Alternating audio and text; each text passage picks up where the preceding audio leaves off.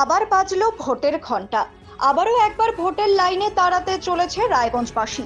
লোকসভা নির্বাচন মিটতে না মিটতেই উপনির্বাচনের নির্ঘণ্ট প্রকাশ করল জাতীয় নির্বাচন কমিশন। সোমবার এক প্রেস বিজ্ঞপ্তির মাধ্যমে দেশের 7টি রাজ্যের 13টি আসনে বিধানসভা উপনির্বাচনের নির্ঘণ্ট প্রকাশ করল নির্বাচন কমিশন। আমাদের রাজ্যের 4টি আসনে বিধানসভার উপনির্বাচন হবে আগামী 10ই জুলাই।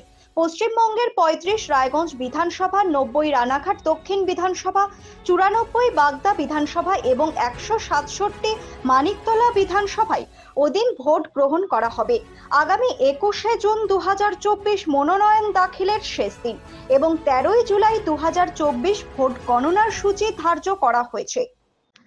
প্রসঙ্গত উল্লেখ্য, বিগত বিধানসভা নির্বাচনে কৃষ্ণ কল্যাণী রায়গঞ্জ আসনে বিজেপির বিধায়ক হিসেবে নির্বাচিত হয়েছিলেন।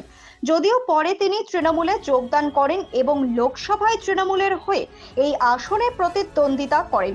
সেই কারণে রায়গঞ্জ আসনটিতে কৃষ্ণ কল্যাণী বিধায়ক পদ থেকে ইস্তফা দেওয়ায় আসনটি বর্তমানে শূন্য রয়েছে। কিন্তু লোকসভা নির্বাচনে এই আসনটিতে দখল নিতে পারেনি রাজ্যের শাসক দল। পুনরায় একবার নিজেদের গড় ধরে রাখতে পেরেছে BJP.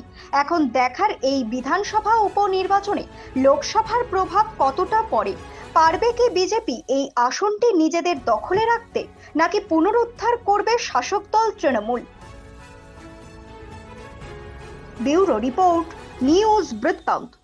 Wait, so this was your wedding look? Oh my God, Tammy, you look pretty. Dhaka থেকে যখন আইছিলাম এ হগল আমার মা আমারে পরায় দিছিল। It's so authentic, Tammy. I will go for this look. But what about my goina? সাদা রঙের রুমালটিতে গোলাপি রঙের কাজ, সব মিলিয়ে দারুণ হবে নতুন কনের সাজ। আমার গয়না আমার শ্রী ঢাকা জুয়েলার্স, আভিজাত্যের গয়না।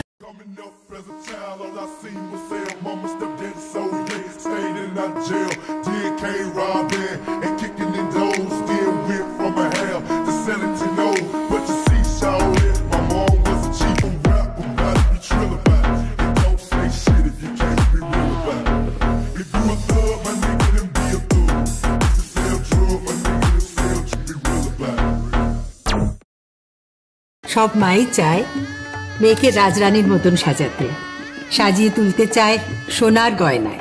ওরিয়েন্ট জুয়েলার্স, সোনা যা সর্বক্ষণের। ছোট ছোট অনুভূতি, স্মৃতিগুলো থেকে যায় সব সময় আদরে। কুকু কুকু, কিরে হলো? আসছি।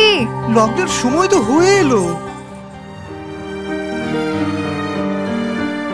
কিছু স্মৃতির ভাজেই তোলা থাকে শুভারম্ভে প্রাপ্তি।